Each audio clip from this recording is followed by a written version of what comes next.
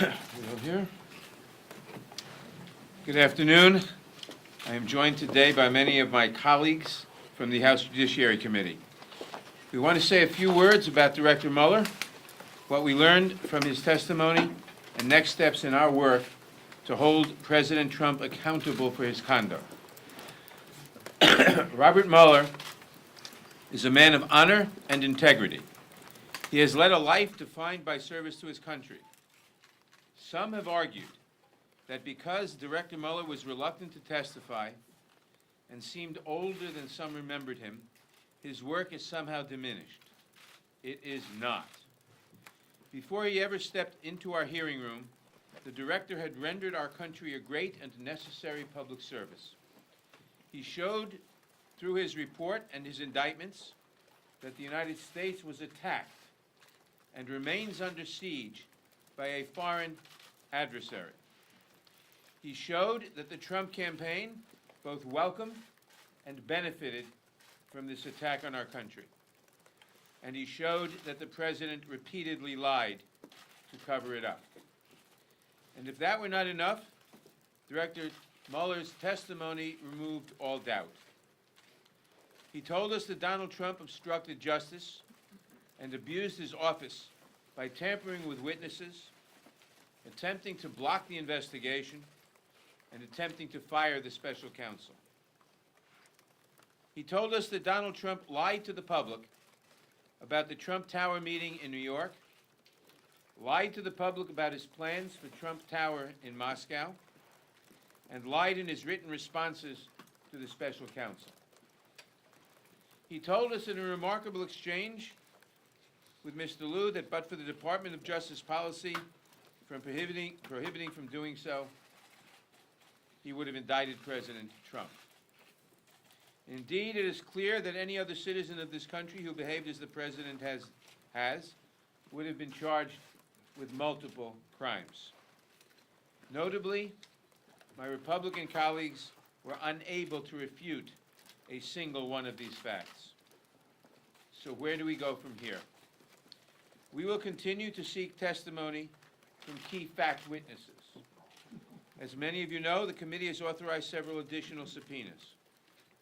Our work will continue into the August recess, and we will use those subpoenas if we must.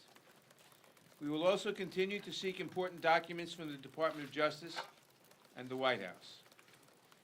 We have made some progress on this front.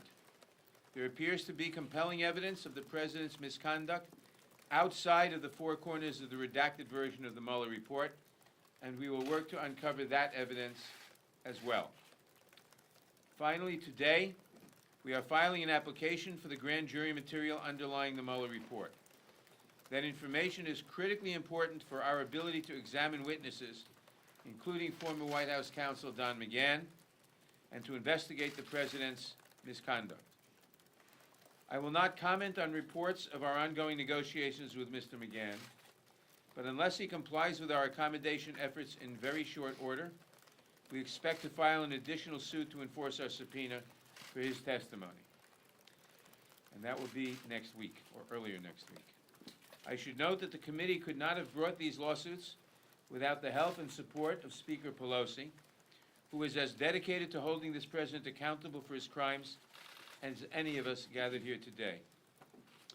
Before I take your questions, let me share just a few sentences from the petition we are filing with the court today. Quote, because Department of Justice policies will not allow prosecution of a sitting president, the United States House of Representatives is the only institution of the federal government that can now hold President Trump accountable for these actions. To do so, the House must have access to all the relevant facts and consider whether to exercise its full Article I powers, including a constitutional duty power of the utmost gravity, recommendation of articles of impeachment.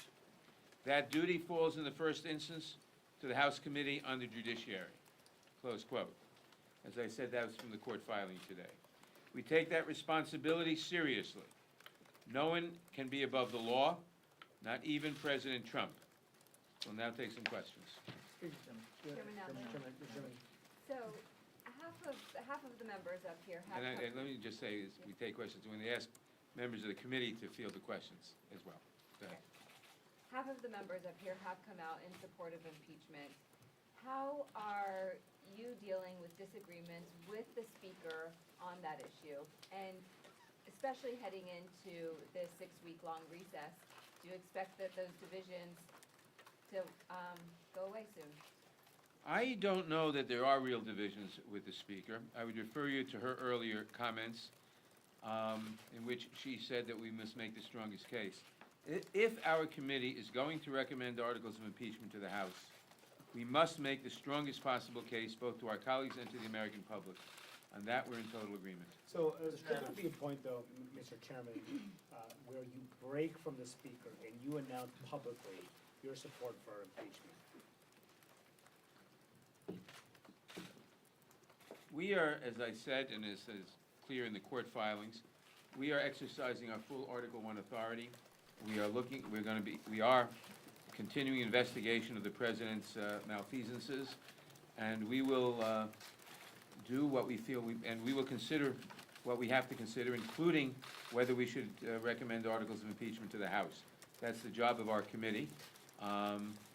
We may decide to recommend articles of impeachment at some point. We may not. It remains to be seen. And there's no point speculating on whether the speaker or anybody else will agree with our decision at that point. What's holding you back from publicly voicing your support for impeachment inquiry? Well, if I can jump in, I mean, impeachment. Can you speak to the microphone? Sorry, thank you. Impeachment isn't a binary thing that you either are or you aren't. What we've been saying and what we've been doing is starting a process where we're engaging in an investigation to see if we should recommend articles of impeachment. It's a process. We started it some months ago in some ways, while waiting for the report and holding the hearings that we've already had. So, it's an ongoing process. The court filings today are the next step, and we'll continue down that road, to see whether we have the strong case that is needed to put to the American people. Chairman Chairman, Nadler, what about the holding you idea back, here, Mr. though, Nadler? that at the hearing yesterday, on Wednesday here, Speaker Pelosi said that they crossed a threshold, called this historic. What did Robert Mueller fail to do? Obviously, you said that, he should not be diminished by his presentation, but what would you have liked to gotten out of him in that presentation on Wednesday? He didn't fail to do anything yesterday. He 2 didn't days fail ago. to animate this. We heard that repeatedly from members on your side of the aisle, that he failed to breathe life into that report. Well, if you showed up expecting a Broadway show, sure, you may have been disappointed. But if you listened to what he said that the Russians attacked us. They had a preference for Donald Trump. The Trump campaign welcomed it and planned around it. And when the police investigated it, they took great lengths to cover it up, including the president. And the president is the only person in America who would be shielded from being held accountable because of what they did. That is pretty cut and dry, and what you've seen is not members who have called for impeachment saying, take me off of that call in light of what Mr. Mueller has said. 6 members since have come forward and have said, add me to that call for impeachment. Please. I'm sorry. The one thing Robert Mueller failed to do in that hearing is he failed to exonerate the president. In fact, he said he could not exonerate the president. So that, I think, is the answer to your question. When members answer, why don't you identify yourself? That's Mary Gay Mary Scanlon. Gay May I just add an extra point She objects. on, thank you, Mr. Chairman. Throughout the entire time of Mr. Mueller's presence before the House Judiciary Committee, he evidenced elements of a crime. He was not in any way shortchanging his answers that crimes had been committed. He said yes to the 3 elements of obstruction. He said yes that one element of obstruction could result in jail time. He also said that, when I say said, answered questions that said you did not have to have an underlying crime to be able to be convicted of obstruction. I don't think the American people have ever heard that in that manner before. I know there are some who may have read both volumes, but they never heard it as it was played out with the members of this committee, that when you finish the Judiciary Committee's questioning, And when you started with Chairman Nadler, who did an enormous job on framing our questioning by getting right to the meat of the issue of obstruction and then exoneration, which Director Mueller openly and I think quite vividly said that he was not the president exonerated. And then we continued methodically to reinforce that to the extent that the elements of obstruction, which I wanted to just mention here for a moment, an obstructive act, a nexus between the act and an official proceeding, and corrupt intent, was associated with the actions of this president. The American people have never heard that. And I will close by simply saying on this question that you asked, for those of us who've seen Director Mueller before this committee on a number of years as FBI director, he has always been stoic and a former Marine, just right to the point. He certainly has an enormous talent of investigation. So when he came today, or yesterday, on Wednesday, he made true of what he said to the committee. He was going to stick with the report. He did that. But in doing so, every single question that would warrant someone being convicted of a crime was answered. Steve Cohen. Thank you. I'd just like to add one thing that I think's been overlooked. Mr. Mueller made a point of saying, in a response to a question from Mr. Buck, which I think he probably would like to take it back, that the president could be indicted after he left office. Now, Mr. Mueller earlier said, and it may be in the report, that one of the reasons to get all that information was to get it from witnesses while it was fresh in their mind and to preserve it for later use. If you didn't believe you had a criminal act, why would you want to preserve the evidence? So by the very fact that he preserved the evidence and said it was necessary to get these people while it was fresh in their mind and their best recollection, meant that he's basically saying he obstructed justice and the time may have to come after his first term, or his last term, which would be his first term. Let me just summarize one thing here. I believe that the hearing with Director Mueller was an inflection point. It was an inflection point because it accomplished two things. One, you heard Director Mueller say that we were attacked by the Russians, that the Trump campaign welcomed the attack, welcomed the assistance of the Russians, that the substantial evidence of crimes of obstruction of government, obstruction of justice by the president, and that he was not exonerated, and that the mantra that the president and the attorney general have been telling the country for months now, that they found no collusion, no obstruction, and the president was totally exonerated, is totally untrue. It changed that. Even you heard the president now saying that the investigation was treasonous. He wouldn't be saying that if he still thought he could get away with saying the investigation established no obstruction, no collusion, and totally exonerated him. So he broke the lie that has been propagated by the Attorney General and by the President, and we can and presented to the American people as stark conclusions, which we can now fill out by getting other evidence and getting the witnesses and so forth. Mr. Chairman? Mr. Chairman. Madeline Dean from Pennsylvania. I just wanted to say two things. One, about the performance of Mr. Mueller. I have nothing but the highest regard for Mr. Mueller and his life of service to this country. And what I believe we really should be focused on is not the performance of Mr. Mueller, but the performance or behaviors of this president obstructing justice. That's the performance you need to be examining. The performance of the Trump administration welcoming, wallowing in interference by Russia. The performance of Russia interfering with our elections in massive and sweeping ways that will continue, and a Senate yesterday that did nothing, in fact blocked attempts to take care of or protect our elections. Those are the performances we need to be looking at. Those are the behaviors. Trump, his campaign, Russia, and obstruction. That's what we need to be looking at. Mr. Chairman, you've been fighting for these grand jury materials for some time. but you've also been engaging in an accommodation process with the Department of Justice. They've allowed you to view some documents. Even in a May letter, you said you've made clear you're not seeking from the department any information or documents that are properly subject to Rule 60 to grand jury material. So why is this material so important to you? What do you think you will find, and will that hurt the accommodation process you already have with the department for these other documents you want? Well, we have been engaged in accommodation processes with the Justice Department, with various other witnesses, to get testimony and to get documents and so forth. It has been largely fruitless, but it is necessary to do that if you're going to go into court to enforce your subpoenas, which we're doing. With respect to 6E, that is to say grand jury testimony, we have not requested it previously. You have to go to court and request it. In previous cases, the special prosecutor, the committee went into court and requested this 20 years ago, 40 years ago, and the Attorney General went into court and supported the application. This time, we're going into court today. I don't expect the Attorney General to support the application. Indeed, he may oppose it.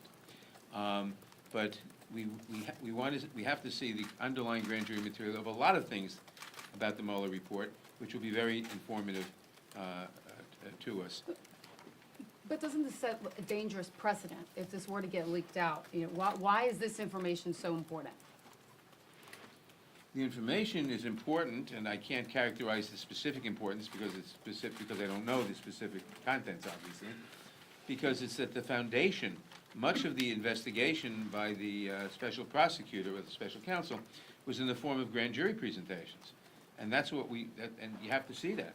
And in the case of Leanne Jaworski and Ken Starr, the committee in both cases was given that given access to that information, and we need that information too to make a lot of different judgments. Mr. Chairman. Mr. Nadler? Mr. Chairman, there's a vigorous debate in your caucus about whether or not to formally open an impeachment inquiry. You know, given what you've said about this filing, comments that you've made in hearings in recent weeks, I mean, are you all beginning to shade into an impeachment inquiry, even if you haven't held the formal vote of the House? Is that what's going on here? What's going on? You're on your own there. What's going on is that I think too much has been made of the phrase an impeachment inquiry. We are doing what our court filing says we are doing, what I said we are doing, and that is to say we are using our full Article I powers to investigate the conduct of the president and to consider what remedies there are. Among other things we will consider obviously whether to recommend articles of impeachment. We may not do that, we may do that, but that's the conclusion at the end of the process. And you may want to call that an inquiry or not. I think people, when they think of an inquiry, think of a formal House vote to direct the committee to hold an inquiry. That's happened in the past, but there have also been instances where it didn't happen. The committee is exercising its authority to investigate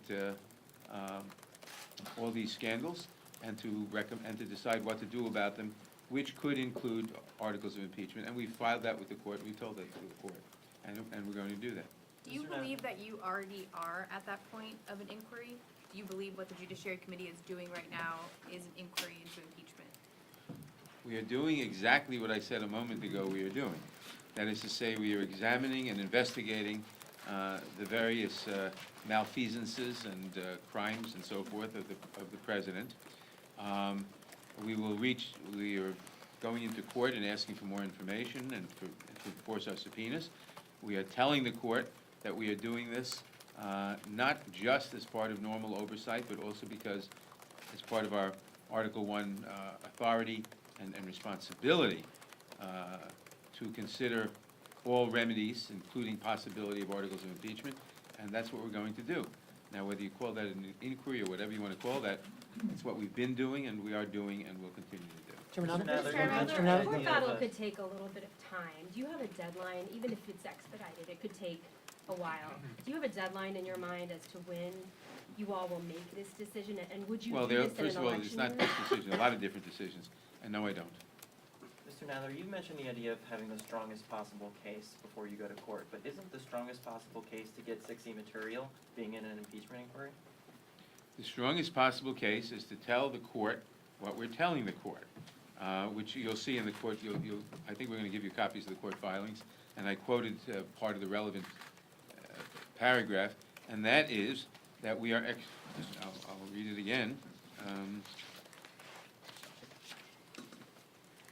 The House must have access to all relevant facts, consider whether to exercise its full Article I powers, including a constitutional power of the utmost gravity, recommendation of articles of impeachment. That falls in the first instance to the House Committee on the Judiciary. What we are telling the court, and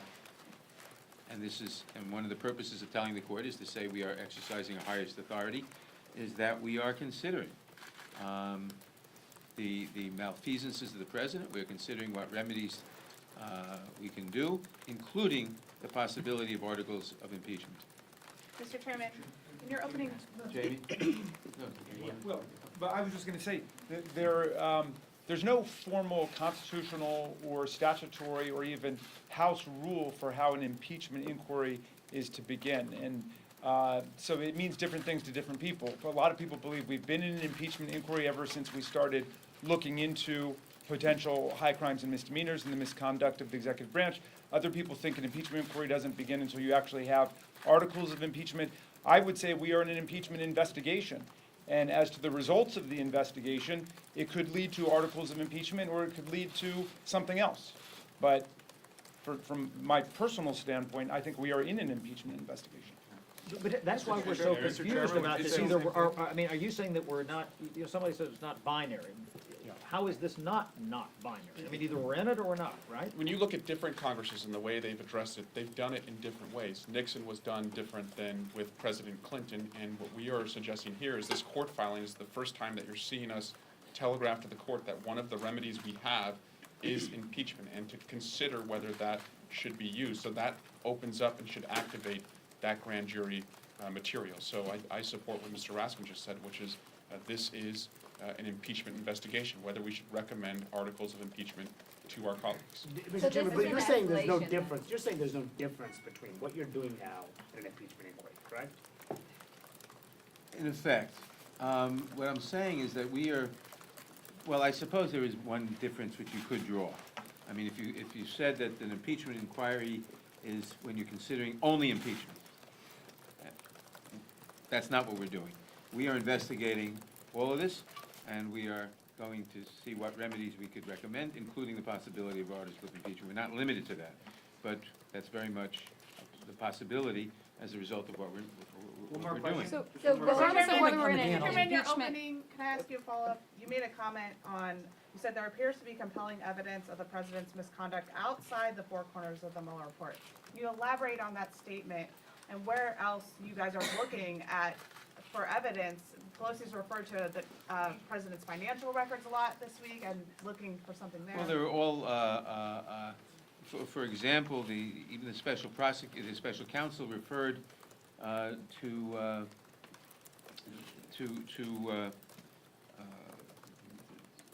Manafort giving internal polling data and other information about from the Trump campaign to someone who was identified as an agent of the Russian government, doing that for months.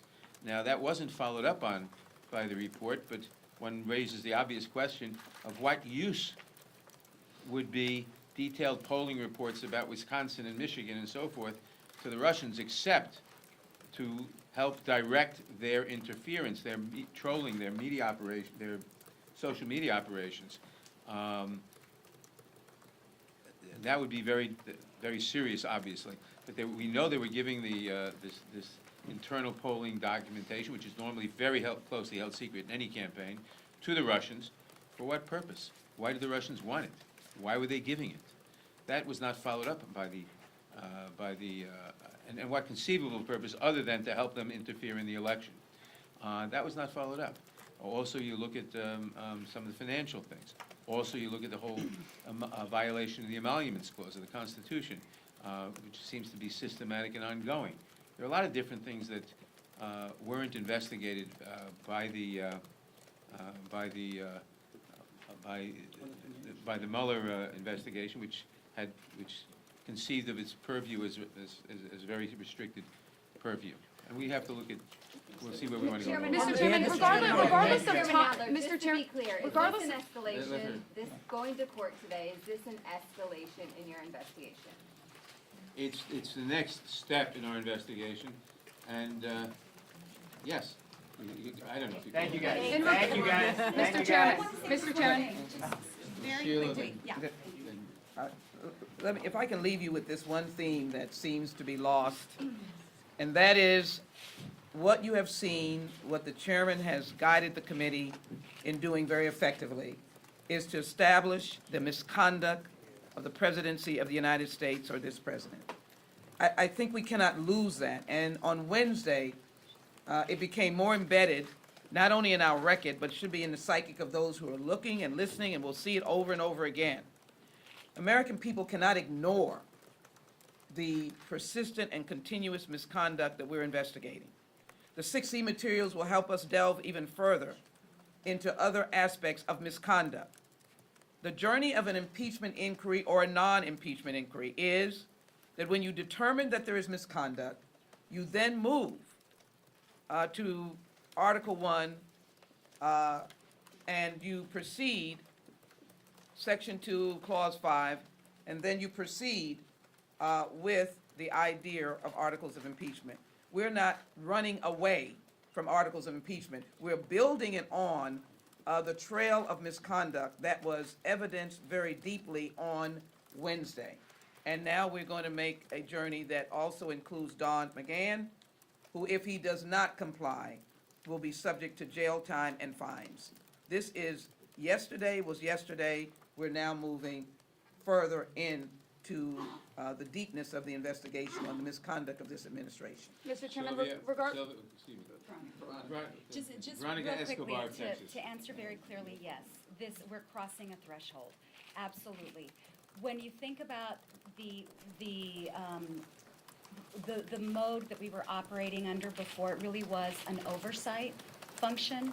We're now crossing a threshold with the filing of this, with this filing, and we are now officially entering into an examination of whether or not to recommend the articles of impeachment. So we have crossed a threshold. I just wanted to make that real Can you just clear. explain one thing on McGahn, Mr. Chairman? Do you believe President Trump will Thank you, guys. ultimately leave office being impeached by this House, regardless of timeline? Thank you very much. And why didn't you file McGahn today, Mr. Chairman? Thank you very much. Chairman Nadler. Chairman Nadler. Thanks so much. Guys, for planning purposes, we're gonna there was some formatting stuff that we had to take care of in the file. I'm gonna make sure that I get, because I know everyone's filing right now, I'm gonna get you some select stuff out of there, but then lawyers have to fix formatting, because they're OCD. But I will get that to you guys. Has it been filed? It's on its way.